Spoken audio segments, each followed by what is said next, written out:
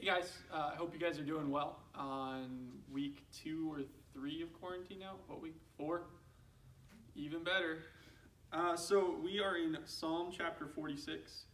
Again, we're just kind of doing the same thing that we do with the youth group, even though I forgot to do the youth group video yesterday. So here we go. Verse 1, God is our refuge and strength, a very present help in trouble. Therefore we will not fear, though the earth gives way, though the mountains be moved into the heart of the sea, though its waters roar and foam, though the mountains tremble at its swelling. Selah. You know, in the first verse it says, God is our refuge and strength, a very present help in a time of trouble.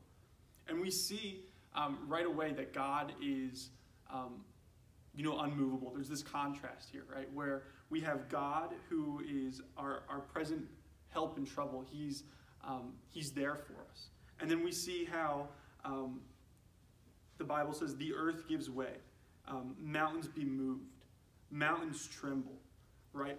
We see that all of these things that are so seemingly there to be relied upon are not actually that reliable. But we have a God who is. Even when mountains, something as big as a mountain, something as strong and powerful as a mountain can be moved into the midst of the sea, we still have God who is our strength. Everything in our life can give way. Nothing is truly secure. Just look at this virus and how much panic it's caused just in the couple of months it's been around. You look at the economy, it's collapsed. So many people have lost jobs. You look at the healthcare system. If our thing that we rely upon, if the thing that we find rest, in the thing that we find peace in, is anything other than God, then we're finding rest in something that can be moved. Something that's built upon sand, to use a parable that Jesus gave. It's important that our refuge is in God, that we don't forget that. And then afterwards, of course, we see that word that is used over and over and over again in the Psalms, the word Selah. This period to rest, to reflect on what was said. And we think about the fact that word Selah, that rest. You think about all of the things in this world that we can't rely upon, but we can rely upon God, and we should rest in that. That should be something that gives us hope, that we can rely upon God. The next verse, we're going to skip down to 8 and go there. Come behold the works of the Lord, how he has brought desolations on the earth. He makes war cease to the end of the earth. He breaks the bow and shatters the spear. He burns the chariots with fire. Be still and know that I am God. I will be exalted among the nations. I will be exalted in the earth. The Lord of hosts is with us. The God of Jacob is our fortress.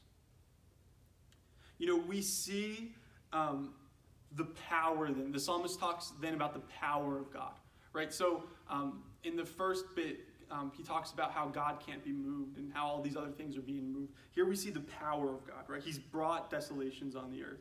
He makes wars cease to the end of the earth. He breaks the bow and shatters the spear. He burns the chariots with fire. This wartime technology. But when we look and we see that verse 10, be still and know that I am God. I will be exalted among the nations. I will be exalted in the earth. When we reverse the order of that verse, I will be exalted among the nations. I will be exalted in the earth. Be still and know that I am God. There's a peace in putting God in his rightful place in our lives. There's a peace when we know that he's exalted among the nations, that all of these people who are working so hard right now trying to fix this virus, if our hope is in them, then there's not going to be peace for us. But when we put him at his rightful place, when he's exalted among the nations, there's a peace. We can be still because we can know that he's God. We can know that he's our hope. We can know that he's in charge. I'm just going to finish with this. We went to Greece in October of this year. And when we were in Greece, we got to see all of these things called acropolises. And obviously there's the famous Acropolis in Athens. And if you know what that looks like in your head, you can think about that. But it's The Acropolis in Athens is this kind of really steep plateau that sits in the middle of the city and is literally surrounded by the entire city. On top of it's the Parthenon and everything else. But Greeks, the ancient Greeks, would build cities around an Acropolis. And the Acropolis is where everybody would go to in a time of trouble. You could have peace living in the city and looking up and seeing the Acropolis, seeing this place of refuge, knowing that if somebody was to attack, you could run up to the Acropolis and you could be safe up there. But we have to think too, how silly would it be if there were invaders coming in, if there were raiders coming in, and you went to somewhere other than the Acropolis? That would be silly. Nobody would have done that. This last verse, the Lord of hosts is with us. The God of Jacob is our fortress.